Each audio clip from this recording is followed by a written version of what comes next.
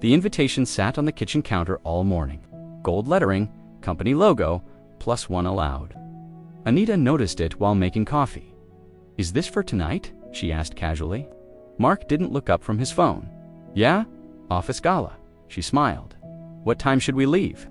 There was a pause just long enough to feel wrong. Mark cleared his throat. "Actually, I was thinking of going alone." Anita turned slowly. "Alone. It's more of a work thing," he said quickly. "Clients, executives. You know how it is." She studied his face. "You've taken me before." "That was different." "How?" He hesitated. "It's higher level now, more visibility." The words hung between them, heavy and cold. "So," she said carefully, "you don't want me there." "That's not what I said," Mark replied. "I just think it's better if I go solo." "Better for who?" Anita leaned against the counter. "Is this about what your coworker said last time?" Mark stiffened. "What coworker?" "The one who asked if I was your assistant," she said. "Or the one who joked that I didn't look corporate enough." "That was harmless," he insisted. "They didn't mean anything by it." She laughed, a soft, sad sound. "Funny how things never mean anything when they're not aimed at you." Mark rubbed his temples. "Why are you making this into something bigger?" "Because it is," she replied, her voice firm. He finally looked at her, his expression pleading. "Look, Anita, these people judge. They notice everything. Where you went to school, how you speak, how you look." "And I don't pass the test?" she asked. "That's not fair." "But it's true," she said quietly.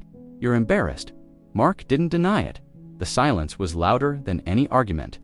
"I changed my accent in meetings," he said finally, his voice barely a whisper. "I changed my clothes. I changed my background story." He looked desperate. "I worked too hard to be here." Anita nodded slowly. "And I remind them where you came from." "That's not it is," she interrupted gently. "I remind you she walked to the bedroom and sat on the edge of the bed." "You know," she said, her gaze distant, "my mother cleaned offices like yours. Late nights, no recognition. She used to say, 'One day, my daughter won't need to be invisible.'"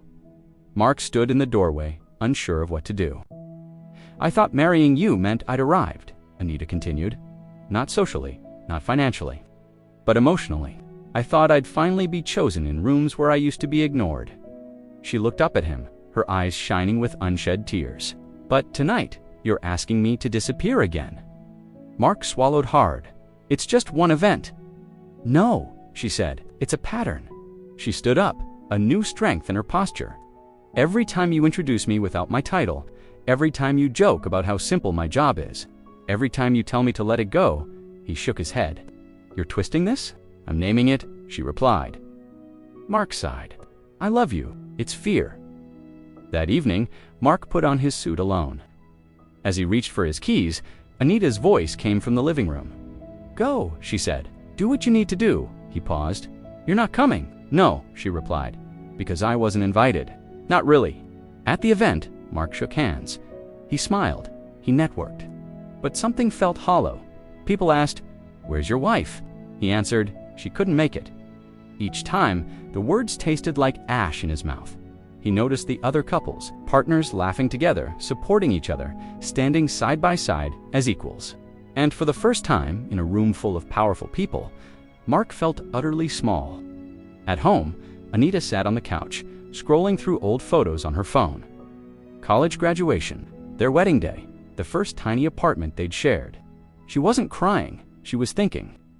When Mark returned late that night, he found her awake. "They asked about you," he said quietly. She nodded. "I figured. I told them you were busy."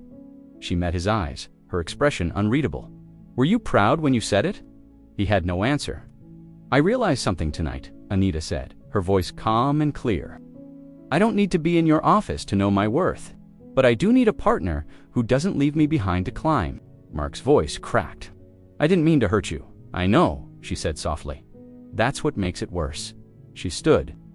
"I won't beg to be seen," she said. "Not by strangers, not by family, and not by my husband." He reached for her hand, but she pulled away, not angrily, just firmly. "Decide who you want to be," she said. "The man who belongs everywhere, or the man who makes space for the woman who helped him get there." She walked past him into the bedroom, closing the door softly behind her, and Mark stood alone in the quiet house. Finally, understanding, Success means nothing if the person who shared your struggle is the one you reashamed to stand beside. Thank you for watching. If this story resonated with you, let us know in the comments, and don't forget to subscribe for more content like this.